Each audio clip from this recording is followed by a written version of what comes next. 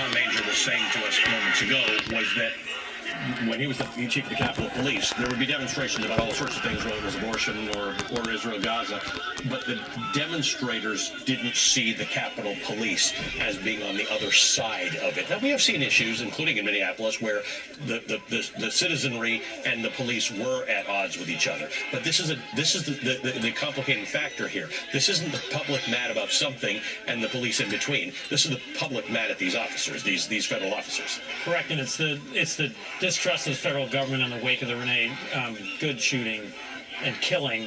The key thing here is for public officials to try to bring down the temperature and make factual statements about what's known and what's not known. We've seen this over and over in shootings. I mean, the hours after Charlie Kirk was killed, other incidents. And it's critical right now how these local officials respond, and to be frank, the Trump administration respond. And this is a moment for... Now, I hope that the locals around here can understand and identify the reason why that I felt like that it was imperative to put a marker at the corner of my grandmother and grandfather's Jackson estate and put George Floyd of the proceedings that stemmed off on what went on 5 years ago, that now we're seeing another level of escalation in the same town, in the same area. Whenever you're watching history unfolding, and you can't acknowledge history being unfolding, regardless whether you like it or not, well, then something's wrong with your concept of reality to begin with, as far as I'm concerned. This is bad. This is all bad. Ain't nothing about all this good. Sort of standing with the people of Minneapolis. I'm very cautious to not use the word citizens anymore, because I feel for these people. It's not actually about citizens. It's about everybody in Minneapolis. I feel for these people. They are outraged in that city with the federal response, and I am a little. Rob D'Amico, I have to ask you this. Minneapolis was ground zero for a lot of the stuff that happened in the last several years with. And trust me, I get it. I get it. The majority of the people in this area don't feel for me, or don't feel for the things that the founder of the Windmill Ministries missions had to go through pertaining to the ministry. I get it, that they didn't like it. They didn't want to support it. They didn't want it. I get it. That's fine. But on the other hand, this is what you get in return. Northwest Tennessee. This is what you get in return. Western Kentucky. This is what you get in return. Oklahoma City, Oklahoma bombing. This is what you get in return pertaining to what went on in Mount Carmel, Waco, Texas. And I could go down another long list pertaining to seeing how officers has done wrong and nobody held them accountable. Nobody held them accountable. That is a big difference, because like Capitol Police, they see him as a neutral party just trying to hold the line and the law enforcement part of it, but they're not mad at him. And this is more inflammatory when the protesters are mad at the ones that are trying to control the crowds, and the fact they don't have crowd control training. I mean, normally when you see like police, like when you were showing earlier and how they were deploying the tear gas, and then all of a sudden you saw a live, a bullet weapon, we'll call it, that was amongst that. Normally when you see like police and anti-protest gear, the first wave has all the glass shields to protect them and the helmets on and all the appropriate things. You don't see live weapons out. You may see them back further in case someone does bring a weapon out that's needed, but they're not on that front line. There's not a mix between it. It's one thing, to have those people in amongst themselves, but they don't have the training for it. It's one of those things that FBI agents aren't trained in crowd control, ICE and other federal agents aren't, and there are ways to do it. NYPD is a great one. LAPD knows how to do it, and they go through training probably on a monthly basis, and they're used to getting things thrown at them and spit at and all these other things, and they understand that if they remain calm, it actually helps others to remain calm, and they have to do it that way. And then when they do have to arrest people, you'll see how they do it. They surround them, and then they protect the outer barrier with those glass shields again, in order to get that person restrained and handcuffed and out, because they also don't want the visual of that happening that incites other people. That it's all part of a lot of training, and to be able to think you can do this without that training, I think is bad. And we're seeing watching, the results of it now. we're watching this, and we've watched it, over 50 years. You guys have both seen where it works and where it doesn't work, and escalation virtually never works, and de-escalation is complicated. But that's why we train. Now, so we're watching this. You want your milk, again. don't There's you? people throwing things in both directions. Let me We get your now milk. have- Let me get your There milk. we go. We got Get back now. the ICE officials running after somebody or something. Tom Major, we watched the video. I don't want to be gratuitous about continuing to show it. We are trying to deconstruct it and understand it, which you have done and Rob D'Amico have done. But again, it's one angle. As Rob points out, it seems to be from across the road and indoors, so you're not hearing everything, but you do hear gunfire. I thought I counted 5 gunshots. I don't know, and again, I'm not an expert at this.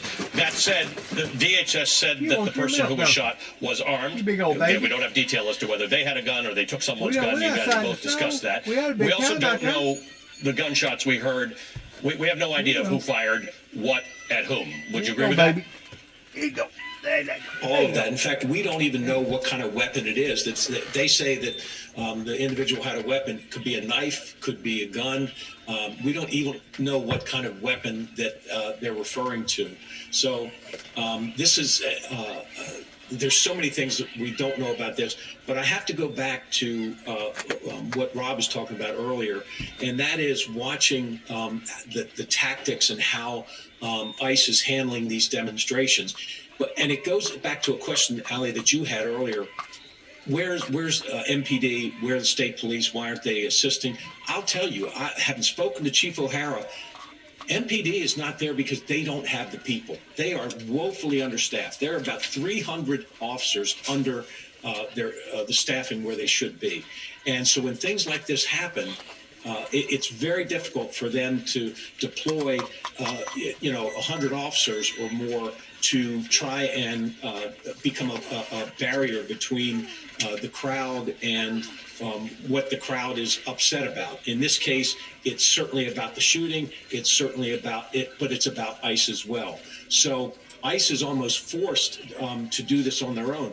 I've heard other reports where ICE is upset that they're not getting more help from the local police and from the state police, but there have been discussions, and they should know what the local police, what their capacity is to help, because they've been told what their capacity is to help in these situations. And this is where, the discussion about, well, ICE, what are you going to do? What, what operations are you going to try and perform? And this is where you got to find the balance so that ICE is not out there on their own. And when something blows up like this, when it turns into this kind of chaos, you can't then say, oh, wait, Minneapolis, you need to help us. Minneapolis doesn't have the capacity. To be clear, there is something more than 5 times the size of Minneapolis police in federal agents in Minnesota right now. So you're right. They're not even close to being having that. Again, we're looking at weaponry here. These are generally speaking, the weapons that you're seeing are the kinds of things that you fire pepper balls or tear gas out of. There is some live weaponry. We did see earlier one of the officers taking a handgun out. I do have a statement. I have a number of new statements that I need to read to you before we hear from the mayor of Minneapolis, who's expected to speak within the next 5 minutes. DHS has now put out a statement. Let me read this to you. David Rode, I want you to just listen to this with me because there's a lot of detail in here. At 9:05 a.m. Central Time, as DHS law enforcement officers were conducting a targeted operation in Minneapolis against an illegal alien wanted for violent assault, an individual approached U.S. Border Patrol with a 9mm semi-automatic handgun seen here.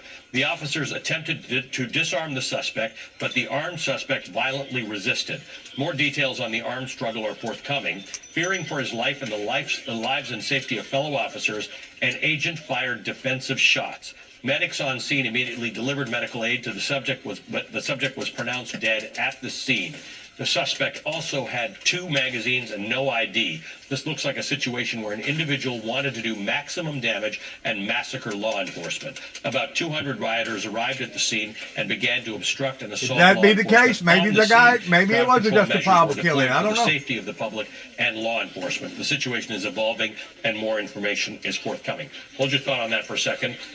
We have a comment from Border Patrol that says Border Patrol agents are trained extremely well to protect themselves, their fellow agents, and innocent third parties. When a supposed peaceful protester brings a weapon, such as a loaded handgun, and brandishes it, there are going to be severe consequences and repercussions. We have pleaded with and warned the media and the politicians that their irresponsible, hate-filled, and false rhetoric is going to get people unnecessarily hurt or worse, killed when they portray our agents and officers as the aggressors. They have encouraged these reckless confrontations and attacks on our agents and officers who are performing their lawful duties and enforcing the laws that Congress has put on the books. The fake and dishonest media and the shameless politicians should be held accountable for willfully misleading the public and enticing these protesters and agitators. We have full confidence that when more facts are revealed, our agents and officers will be shown to have utilized justifiable force in eliminating the threat. So much for bringing the temperature down. Correct. I mean, this is partisanship versus public service, and it's so important for public officials at moments like this to not use adjectives like massacre and fake news and this kind of thing. So it's surprising to hear that kind of language. The officers who may have feared for their lives, this individual, all of that could be true. All of that could be true. Could be absolutely could have a gun. true. There could have been somebody with a gun. And all of the officers around the individual who died should have been wearing body cameras. Release that body camera footage. Exactly. Be transparent. Exactly. Let the public decide what happened here. Exactly. And again, if he was armed and if he refused to, when a law enforcement confrontation happens and an individual is armed, if that individual resists, the shootings are often, I want to say often, we don't know for sure here, justified. But release the body cam videos, bring down the temperatures, promise a thorough and fair investigation with state and local officials. There's a different tone that can be adopted. Again, the last thing we want is more violence, more injuries, and more deaths. Rob D'Amico, to the conversation that Tom and I were just having a moment ago, Amy Klobuchar has put out a statement saying, Donald Trump and your lieutenants who ordered this ICE surge, watch the horrific video of the killing today. The world is watching. Thousands of citizens stopped and harassed. This is the important part to what we were saying. Local police are no longer able to do their work. Kids hiding, schools closed. Get ICE out of Minnesota now. Republicans in Congress, stop your silence and stop being complicit. So Tom was mentioning the fact that Minneapolis, Minnesota don't have the resources to handle what ICE is doing, but it's also a different relationship that Minnesotans have with their police. They may not love them, but they have a different relationship with them than they've got with these ICE officers. So when you have a complete breakdown of trust, this makes all of this more complicated than it otherwise would be. Absolutely. You saw in the last shooting when they didn't even let the ambulance into the scene to get close enough to this good. And I just didn't understand that. Why would you not let an ambulance in? Obviously, there's no prior coordination. We had arrests in the FBI, which we couldn't tell the locals about. If we were arresting a spy that was a classified case, we still had an agent at the nearest EMT station that if something went wrong, that they could grab them and get them to the scene right away. I mean, we took extra precautions if that was something that we couldn't do. And what you're seeing now is also you saw complaints by the local police that some of their law enforcement officers are actually getting harassed by ICE. So there's a lot of tension between the two. But I think the police would be professional enough if they're asked to come in and help quell these protests. I think they would do it professionally. You have to ICE is the gas that's lighting this fire. So if you get them out of this area and you get the police in, I think the protests would actually diminish it quite a bit. And Tom, you just read the statement. Yeah, go ahead. I do want to make a comment on the statement that was released by ICE with this person with the gun. And it may be, obviously, they're showing a picture of the gun, they're showing a picture of the magazine. But what I saw in that statement is if you have these ICE officers that are standing around and an individual comes up to them with a weapon drawn, I think he's going to get shot right there. I would. Like if someone came up to me and I'm doing a law enforcement operation and he has a weapon drawn, I'm not going to get into a physical fight with him. I'm probably going to shoot him because he's bringing a gun right up there. So that part of that statement kind of doesn't make sense to me. Now, he could have had it, again, in his clothing or something. They're putting it out there. But that part of the statement to me was a bit confusing, because if you see these ICE agents or Border Patrol that were standing around, all of them armed, all of them in tactical gear, and someone comes out with them with a gun already pointed at them, I think that it's going to be a gunfight at that particular moment and not an altercation that we saw. So, again, and the problem goes back to they've said things before that turned out not to be true. And that's what the difference is nowadays, when you can't take what they're saying as the honest truth. And there's Right, no, right. And only because we have video do we know some of these things not to be true. Yeah. Tom, I will say, go ahead, Ron. Tom said, body cameras are great. Like, Yes. Police Good all the for everybody. time complained at first, but after they started wearing them, they started figuring out body cameras prove what they were saying in court and on tickets and on everything else. It comes out to, if you're a good cop, you want a body cam. Yeah. Tom, I've had critical It's for everybody's advantage in being able to record things. That way you know what happened. hard to try and regain the Because human emotions can overreact in professionalism. ICE out with crowd control and things like that. There's a piece of me that wonders, they don't want this fight. They don't want to be associated with ICE and the federal officers in this thing. They've worked hard to get the trust of their community back. This is kind of only bad for them to be associated with this. Bad. You know, having spoke with Chief O'Hara, I can tell you that in his heart, he wants to support any law enforcement agency that is in Minneapolis. But this is... Let's see if this is on other news channels. I'm pretty sure it is. Even on an antidepressant, Well, there you go. there There. are days I Can't do nothing with that.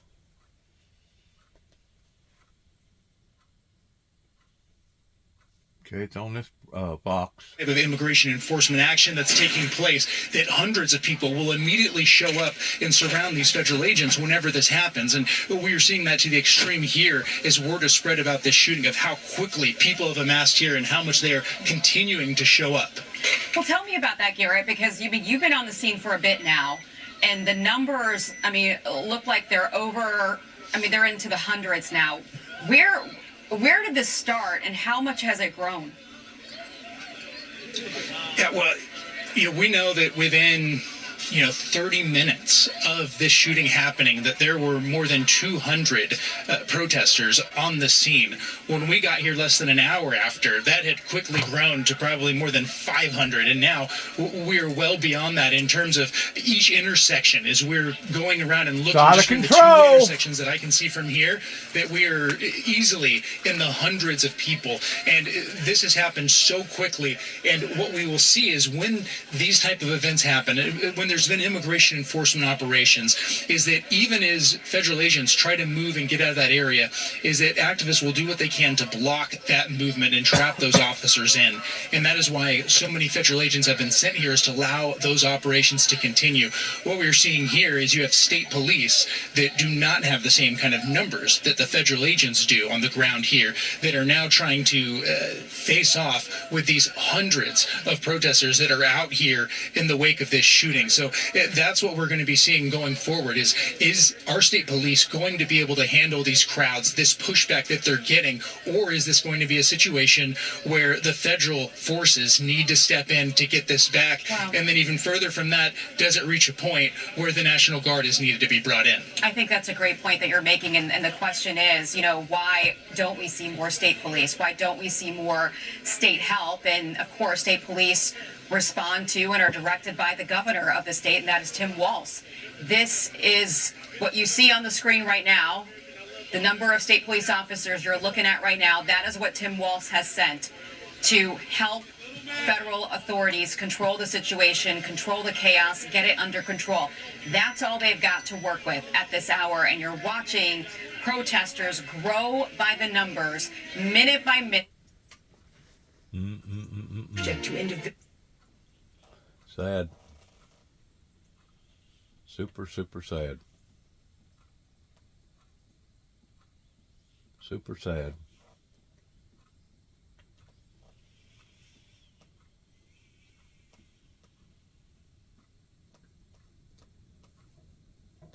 Okay, let's put that up on the screen, and when the mayor, let's listen into this press conference. At approximately 9:03 a.m. this morning, Minneapolis police received a report of a shooting involving 26th Street and Nicollet Avenue on the south side of the city. Officers arrived and found an adult male with multiple gunshot wounds when they arrived. Life-saving aid was being rendered, and he was transported by ambulance to Hennepin County Medical Center, where he was later pronounced deceased. Based on the information that we have, which is very limited, this is a 37-year-old white male who is a Minneapolis resident, and we believe he is an American citizen. Awful young.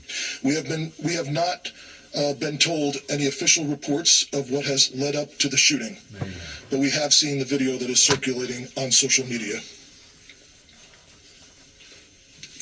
Our demand today is for those federal agencies that are operating in our city to do so with the same discipline, humanity, and integrity that effective law enforcement in this country demands. We urge everyone to remain peaceful. We recognize that there is a lot of anger and a lot of questions around what has happened, but we need people to remain peaceful. In the area, we have an unlawful assembly at this time. Minneapolis police have given multiple warnings for the crowd to disperse. We are asking for people to avoid the area and to leave if you are there. We have requested mutual aid from the Minnesota State Patrol and from all our local and county regional partners. We ask everyone to remain calm and to please do not destroy our own city.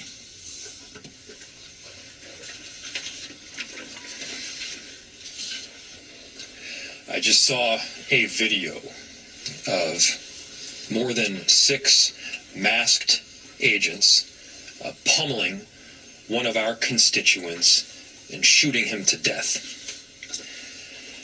How many more residents, how many more Americans need to die or get badly hurt for this operation to end?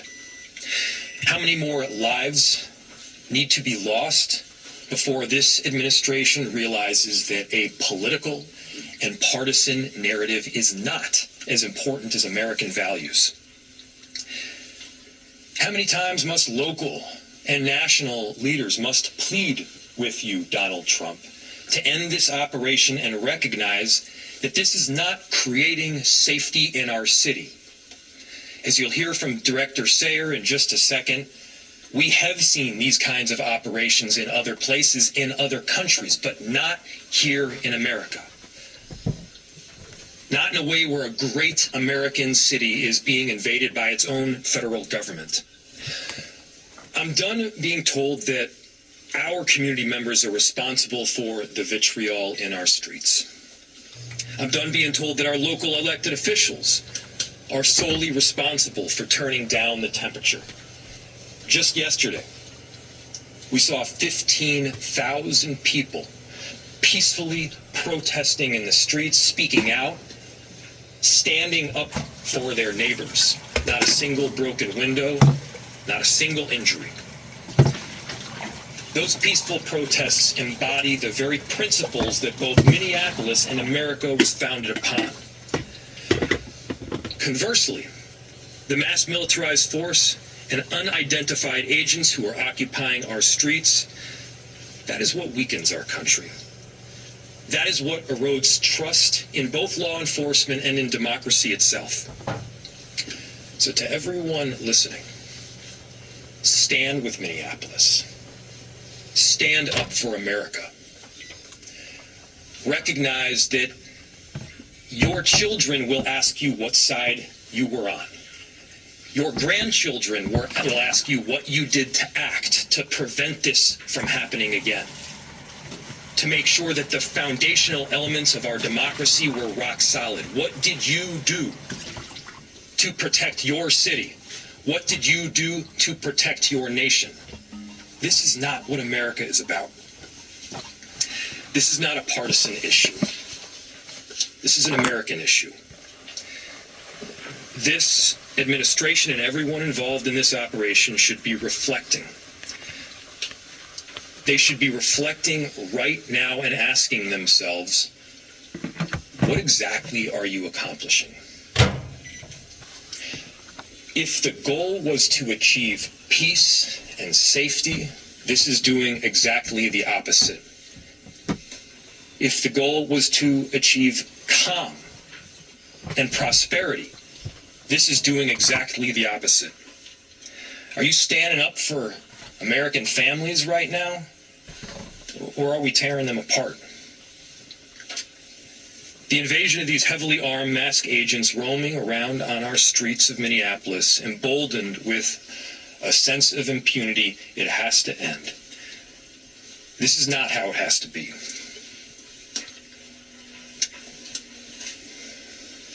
So, to President Trump, this is a moment to act like a leader.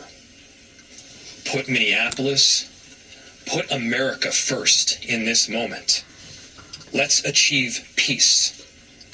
Let's end this operation, and I'm telling you, our city will come back. Safety will be restored. We're asking for you to take action now to remove these federal agents. Director Sayre.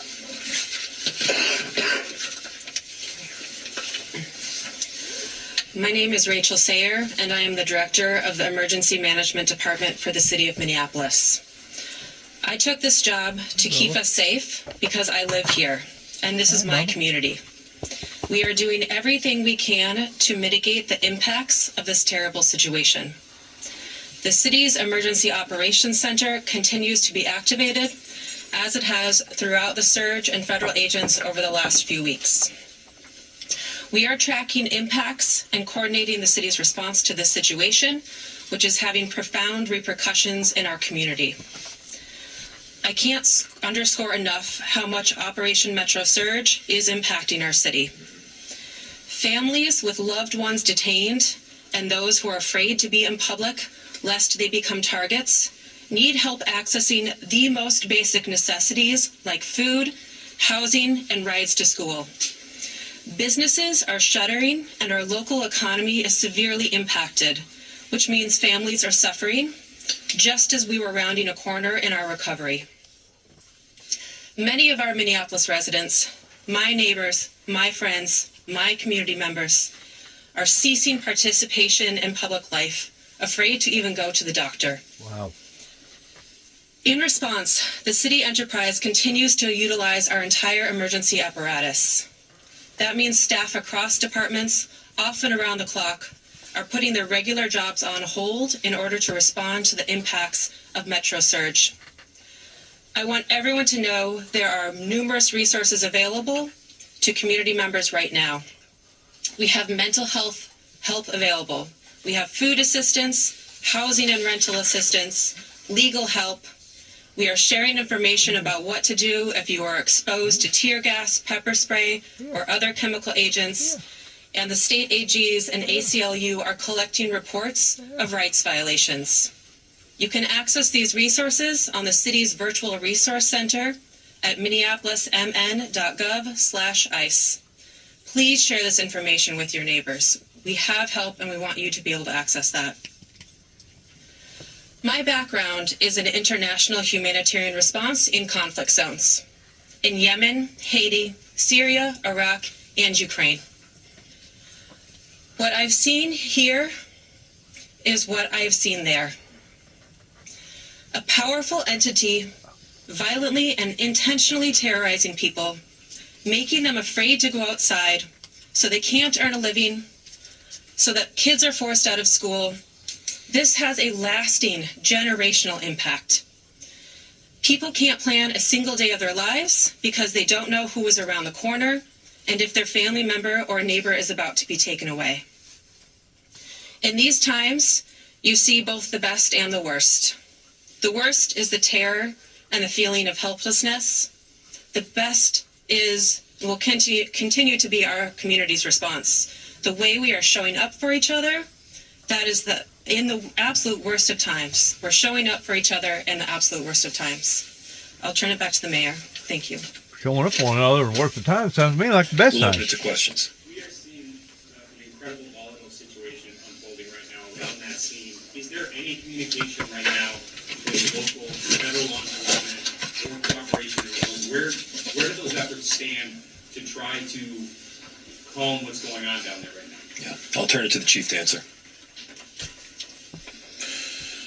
So the question was, there is a incredibly volatile scene in South Minneapolis right now, and the extent of communication with law enforcement agencies. We've established a command post that is led by Minneapolis Police, and there are representatives from all of the regional, local, county, and state organizations.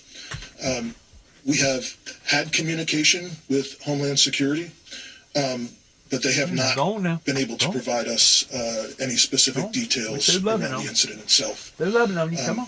I'm through loving on We you. are responsible for ensuring the safety of people on the streets of our city, and we are doing everything that we can to maintain the peace right now, led by Minneapolis Police, but with the help of the Minnesota State Patrol, Hennepin and Ramsey County Sheriffs. Several suburban towns are in the city helping us with 911 calls. We have done an emergency recall of all sworn personnel back to duty. And we are working with the fire department right now to ensure that 2 small fires that were started in the area are safely extinguished. But again, we need everyone to avoid the area if possible. And the people who are in the area, we understand your frustrations. This is not sustainable. But we need people to leave the area at this time. Is the National Guard involved? We have communicated with the National Guard. They have been on standby for several days. And we have ensured the National Guard, as well as all of the local law enforcement partners, are aware of the situation. Chief and Mayor, if I can ask you, this is a statement from Tricia McLaughlin, spokesperson from DHS. She said in her statement, an individual approached U.S. Border Patrol officers with a 9mm semi-automatic handgun seen here. They showed a picture of it. The officers attempted to disarm the suspect, but the armed suspect violently resisted. More details on the armed struggle are forthcoming. Fearing for his life and the lives and safety of fellow officers, an agent fired defensive shots. Medics on the scene immediately delivered medical aid. Is that what happened? So Minneapolis Police, the question was, you read a statement from DHS saying that a weapon was presented and there was attempts to disarm the person. Again, like I stated earlier, Minneapolis Police, as well as our supervisors, our watch commander responded to the scene. We were not provided any public safety statement around the incident, what happened. We have since seen a video that is circulating online, like thousands of other people have at this time. So we do not know what happened prior to the recording that is online right now. I immediately called for the Minnesota Bureau of Criminal Apprehension to respond, to conduct an investigation. They are on the scene. I believe the FBI is on the scene as well. But I think the video speaks for itself. What I can tell you is we have identified this person, 37-year-old white male, resident of the city. The only interaction that we are aware of with law enforcement has been for traffic tickets, and we believe he is a lawful gun owner with a permit to carry. Chief, can you clarify, was MPD... That was getting kicked and beaten down. The question was, has MPD been cut out of the investigation, and has the BCA been cut out? As I stated, I immediately requested the BCA to respond. It's my understanding that they are on the scene. I have not heard anything otherwise. There was initially some information was relayed to me over the radio that our officers were told that they were either not needed or could leave, and I gave a direct order to ensure that Minneapolis Police maintain the scene as well as other state and local law enforcement. Can you talk about the discrepancy with multiple officers involved in the shooting, or one officer, their whereabouts, or is on scene? So the question was is there multiple officers involved in the shooting? That is the preliminary information. That is our understanding, that it was more than one law enforcement officer involved in the discharge. And again, there is public video that shows several law enforcement officers in a scuffle with someone. Can you talk about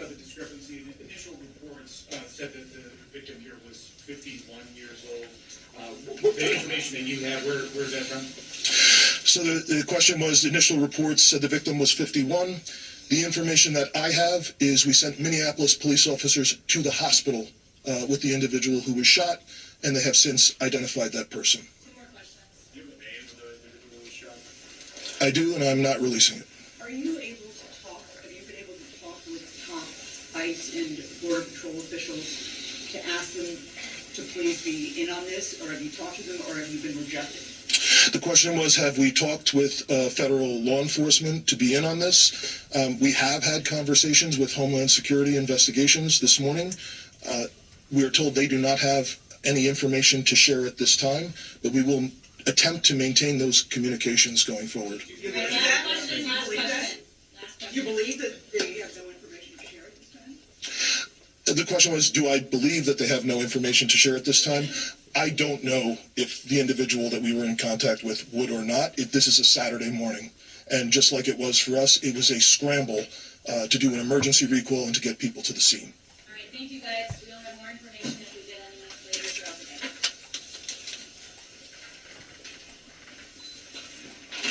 the day. Bad deal. A bad deal. All the way around, a bad deal.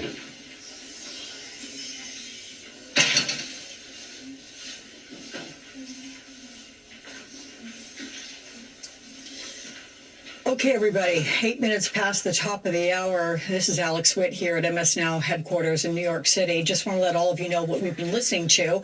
We've been listening to that press briefing by the Minneapolis Police Chief Brian O'Hara, Minneapolis Mayor Jacob Fry, and then Director of Emergency Management Rachel Sayer. And they are trying to piece together what precisely happened shortly after 9 a.m. local time there in Minneapolis when a man just have not shared information with what federal authorities seem to, how federal authorities are assessing the situation as to why this suspect was detained, why there were so many officers on top of the person.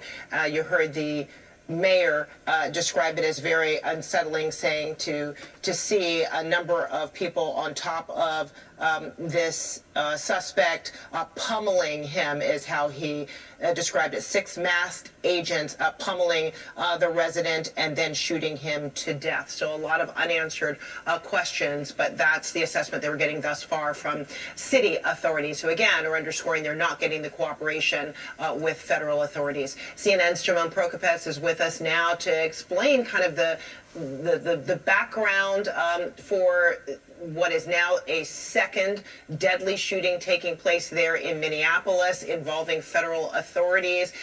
This seems to be very different. Turning into a trend. Now we're in a holding pattern. Seeing our citizens being taken out. Wow. What do you think about that, Mr. Biden? What do you think about that, Mr. Bill Clinton? What do you think about that, all the other administrations that has let this get this far out of hand? Wow. Good luck to all of us. Shalom.